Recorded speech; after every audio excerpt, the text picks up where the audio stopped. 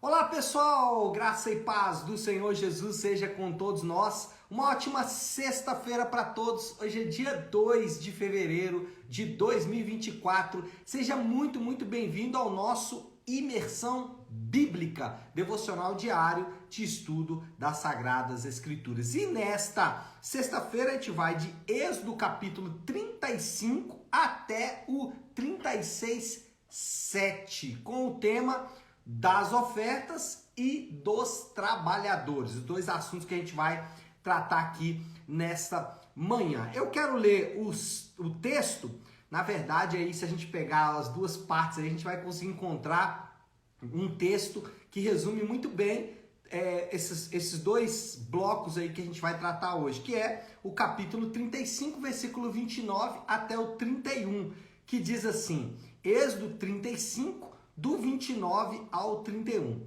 Todos os israelitas que estavam dispostos, tanto homens como mulheres, trouxeram ao Senhor ofertas voluntárias para toda a obra que o Senhor, por meio de Moisés, lhes ordenou que fizessem.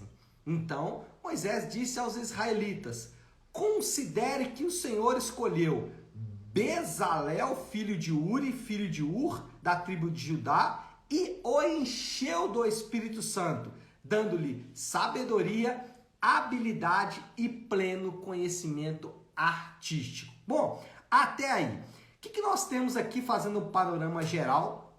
Aqui é o último bloco do relato do Êxodo e é quase que uma repetição das instruções anteriores. A diferença é que antes eram instruções, agora são instruções / execução. Aquilo que foi instruído vai ser agora executado. E aí a primeira coisa que a gente tem que destacar, até como se fosse aqui um ponto introdutório, é dizer da importância de obedecer cuidadosamente às ordens do Senhor. Em vários momentos aqui a gente vai ver a expressão como o Senhor lhes ordenou. Como o Senhor lhes ordenou. Por quê? Porque é importante seguir as descrições de Deus, as ordens de Deus, a maneira como Deus quer que as coisas... Opa! Isso é raro, hein, gente? A maneira como Deus quer que as coisas sejam feitas. Escapou aqui a minha presilha aqui. Peraí, deixa eu ajeitar, que aí a gente volta aqui. Aí deixa eu ver se está tudo certo aqui. Parece que tá. Voltamos então, né? Tudo como Deus quer que seja feito, viu? Então aqui a importância, né? Tentando voltar ao raciocínio aqui, é fazer tudo como Deus quer que seja feito, assim como Deus ordenou. O capítulo ele começa com uma repetição sobre a lei do sábado, que está lá do versículo 1 até o versículo 3. A lei do sábado, vocês vão se lembrar, ela pressupõe duas questões. Tem que trabalhar e tem que tirar um dia para o descanso, um dia que é chamado Dia do Senhor. O capítulo, então, vai seguir em frente com uma grande coleta de matéria-prima para o projeto.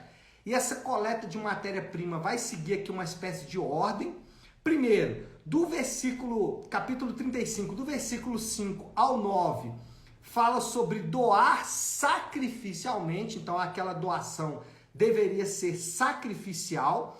Depois, do versículo 10 até o 19, vai falar do conhecimento especializado que é esperado de todos aqueles que vão trabalhar na obra, as mulheres ali tecendo com as próprias mãos, tudo mais. Então, cada um, os homens trazendo madeira de acácia, né? Interessante que já aqui fica claro que existem tarefas que são próprias do homem, próprias da mulher, né? Uma questão aí antropológica, normal, sociológica, comum. Mas enfim, porque hoje isso é questionado. Ah, não, a mulher pode fazer qualquer trabalho? É claro que pode, mas do ponto de vista físico, tem coisas que o homem é mais capaz por causa da sua constituição física, uma questão física, não é uma questão intelectual ou de qualquer outra coisa. Mas enfim, não é o assunto nosso aqui. Conhecimento especializado. Terceiro, essa grande coleta de matéria-prima envolve uma resposta voluntária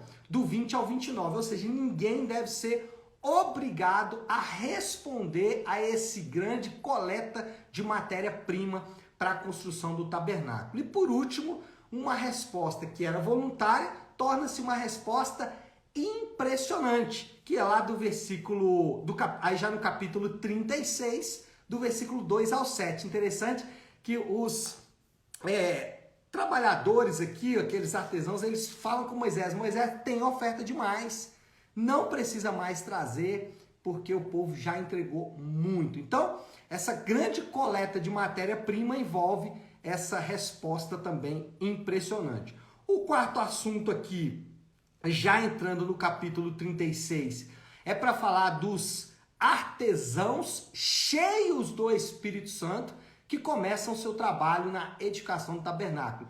Interessante essa utilização aí de uma expressão que é muito comum no Novo Testamento, ser cheio do Espírito Santo. Inclusive algumas pessoas até condicionam essa questão ao Novo Testamento, à Nova Aliança, mas aqui, biblicamente falando, a gente já vai encontrar isso aqui nesse momento mesmo. Daqui a pouco a gente vai falar sobre isso nos referentes. E o último assunto aqui é só destacar que a construção do tabernáculo é muito mais do que um esforço humano. Tanto na coleta da matéria-prima, como também na capacitação dos trabalhadores, Deus está pessoalmente envolvido na tarefa. Então, o tabernáculo não é um exercício de esforço humano, como se a gente fosse construir uma casa ou uma edificação qualquer, que nós fazemos ali os nossos projetos e executamos tudo mais.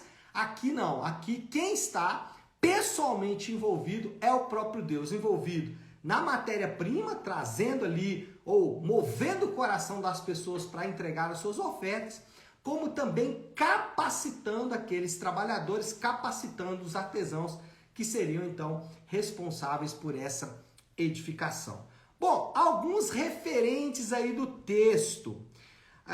Quais são as aplicações que nós podemos retirar deste texto? Primeiro, a generosidade, ela é sempre uma resposta da graça de Deus.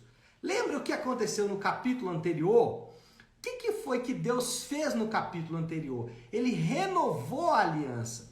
A gente não pode ler esse texto sem lembrar que houve um grande pecado, uma rebelião, que houve da parte de Deus um grande perdão e até a renovação da aliança. Então, o coração dos israelitas, ele foi movido pela graça de Deus. O que a gente aprende com isso? Que ser dizimista ou ofertante por causa dos possíveis benefícios, e eles existem, tá? A Bíblia fala sobre bênçãos advindas aí da oferta e do dízimo, mas ser ofertante e dizimista por causa disso descaracteriza completamente o ensino bíblico. E eu sei que isso é ensinado aos borbotões por aí, mas isso não é um ensino da Bíblia. No ensino da Bíblia, os ofertantes são movidos pela graça de Deus e não movidos pelos possíveis benefícios que eles vão conseguir. Eu conheci, já pessoas que pararam de dizimar ou que não deram mais tanta importância ao dízimo e à oferta quando eles descobriram que não era uma troca. Eu conheci pessoas que quando descobriram que não era uma questão de plano de vantagens ou plano de benefícios, como se fosse ali a anuidade do cartão de crédito que você paga para depois ganhar pontos e poder viajar, Não é uma questão aí de cashback, Não é uma questão de dar e receber, não é isso. Quando as pessoas descobriram isso, elas ficaram tão decepcionadas que elas pararam já de ofertar e dizimar. Então, a generosidade, ela é um ato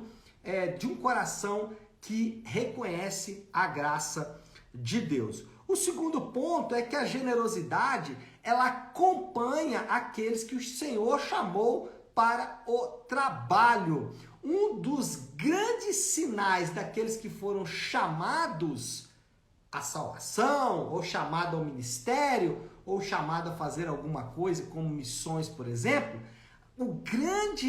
a grande característica dessas pessoas é a generosidade. A grande característica daquele que foi alcançado pela graça de Deus é a generosidade. Por que eu estou afirmando isso aqui com tanta veemência? Que uma característica importante daquele que é chamado, seja para o evangelho, seja para a vocação ministerial, para qualquer outro trabalho, é a generosidade, porque avareza e graça são como óleo e água, não se misturam. Graça e avareza é o oposto. Então, alguém que diz que foi alcançado pela graça de Deus e é avarento, não faz sentido. Assim como alguém que diz que foi alcançado pela graça de Deus e é orgulhoso, também não faz sentido. Enfim, existem características que acompanham a graça de Deus que são indeléveis. E a avareza, ela é o contrário. A generosidade é uma marca indelével daqueles que foram alcançados pela graça de Deus. Então, é importante verificar aí o sentimento do coração, porque um sentimento avarento demonstra e é um sinal de que a graça ela pode não estar presente. Terceira aplicação aqui, qualquer contribuição deve ser voluntária e pessoal. 2 pontos aqui, não vou abordar muito, mas rapidamente. Voluntária, porque você não deve ser obrigado de maneira nenhuma a ofertar e dizimar. Eu sei que também isso é ensinado aos borbotões e às vezes não é tão direto, né, mas é sutil durante as pregações, durante os ensinos e tudo mais. Eu já presenciei cultos onde se gasta 30% ali do momento da palavra, se gasta para falar no momento da oferta. Então, o indivíduo gasta um tempo grande ali para tentar conduzir ou para tentar influenciar as pessoas a entregarem. A oferta deve ser voluntária e deve ser também pessoal. O que é isso? Eu não posso transferir isso para outra pessoa. Ah, não, fulano é rico, ele entrega. Ah, não, fulano é generoso, ele entrega. Não, é pessoal. Cada um deve fazer o seu trabalho. Bom, deixando agora um pouquinho a questão aí das ofertas e passando para a segunda parte aqui do capítulo que fala da capacitação do Espírito Santo, a primeira coisa que a gente vai ver aqui é que o Espírito Santo capacita com dons os trabalhadores do ministério. Todos aqueles que trabalham no ministério, e aí a gente vai ver aqui a história, né, do Bezalel e dos seus trabalhadores ali, ao Alibe e os outros artesãos, eles foram capacitados com dons para exercer o seu ministério. E não existe ministro, seja ele quem for, que não tenha sido capacitado pelo Espírito Santo. Se ele não foi capacitado pelo Espírito Santo, ele não é um ministro de Deus. Ele pode falar em nome de Deus, ele pode chamar o seu lugar ali de ministração de templo, de púlpito, mas se não existe ali a capacitação do Espírito Santo sobre a vida dele, ele é apenas alguém falando, não alguém enviado por Deus. Essa questão aí é complexa e eu não tenho tempo para abordar aqui, mas é um ponto importante para a gente destacar o fato de que os trabalhadores são capacitados pelo Espírito Santo. A história de que o Espírito Santo, e aqui eu vou entrar num tema um pouco polêmico, eu quero pedir a sua paciência porque de alguma forma desconstrói um pouquinho aí o argumento, mas a história de que o Espírito Santo habita somente os crentes do Novo Testamento não encontra respaldo nas Escrituras. E aqui a gente tem um caso desse. Bezalel, Alibe e os artesãos eram cheios do Espírito Santo. E em nenhum momento você vai ver o texto dizendo que o Espírito Santo ia embora deles. Essa é uma inferência que as pessoas vão fazer do texto. O que nós podemos concluir? Porque no Novo Testamento a gente tem discursos dizendo sobre uma chegada do Espírito Santo. Como funciona então? Se o Espírito Santo habitava, como ele ia chegar? Bom, vamos entender isso.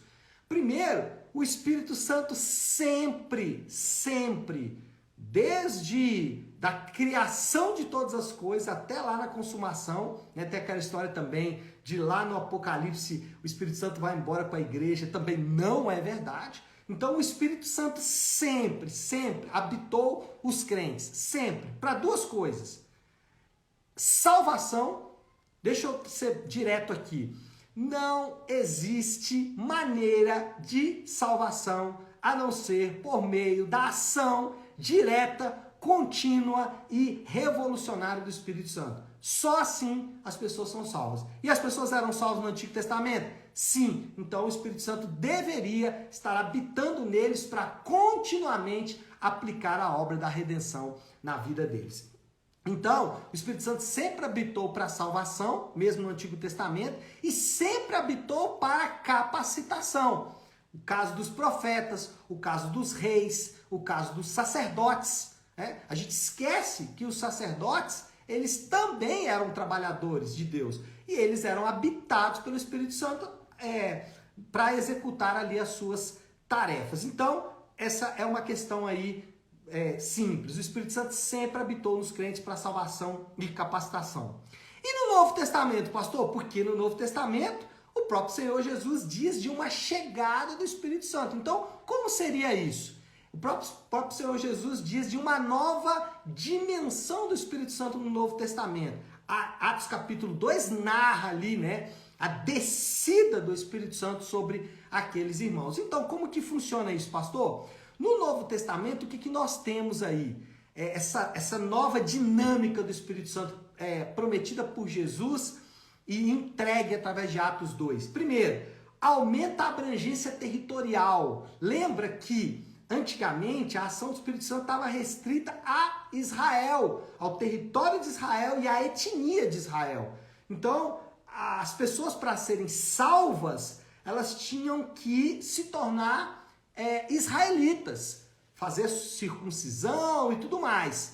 Na nova aliança não é necessário mais, não precisa ser israelita ou judeu para ser cheio do Espírito Santo. E o segundo aumento é o aumento da ação. Na antiga aliança você não tinha uma questão evangelística e uma questão de crescimento. Na nova aliança, a ideia de espalhar o evangelho por toda a terra, por todas as nações, tribos, línguas, raças, povos, isso é o aumento da ação evangelística e de crescimento do Espírito Santo. Então é importante entender isso, porque senão a gente acaba confundindo as coisas. E a última aplicação aqui, até porque a gente já está finalizando, é dizer que Deus escolhe ou escolheu fazer as coisas por meio de homens pecadores.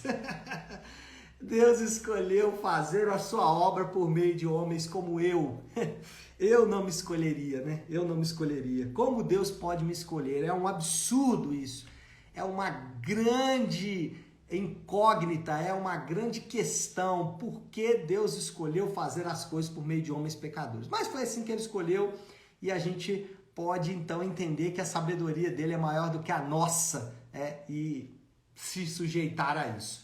Moral da história: o povo do pacto sempre esteve intimamente ligado com a causa de Deus na terra. Existe sempre uma ligação entre a causa de Deus e o povo do pacto. Eles são os cooperadores e trabalhadores da seara de Deus. Deus sempre escolheu o povo do pacto como seus cooperadores e seus trabalhadores. Isso é incrível. Desafio do Léo, então, final aqui para a gente já orar. A graça de Deus é o único fator motivador adequado. A graça de Deus é o único fator motivador adequado.